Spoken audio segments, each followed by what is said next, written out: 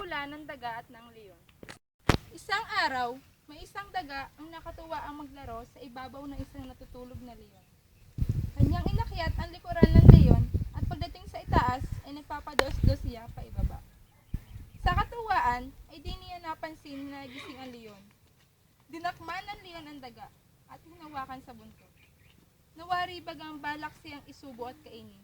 Natakot at nagmamakaawa ang daga. Pagpamanhin mo, kaibigan, hindi ko sinasadyang gambalain ka sa pagtulog mo.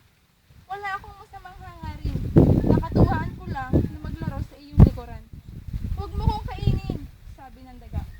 Napalakas ng leon sa mukha ng daga ang tunay na pagmamakaawa. Sige, papakawalan kita. Pero sa susunod ay huwag mong gagampalain ang pagtulog ko, sabi ng leon. Salamat, kaibigan. Balang araw ay makaganti rin ako sa kabutihan mo, sagot ng daga. Lumipas ang maraming araw at minsan sa pamamasyal ng daga sa kagubatan ay kanyang napansin na isang lambat. Lumapit siya upang mag-usisa at agad niyang nakilala ang leon na nahuli sa loob ng lambat sa ginawang bitag ng mga mangangaso sa kagubatan. Dali-daling pinuntahan ng daga ang lambat at ngilat-ngilat ito. Agad namang nasira ang lambat at nakawala ang leon na nasa loob. Utang ko sa iyo ang aking buhay. Dahil pasasalamat na sabi ng leon sa kaibigan daga.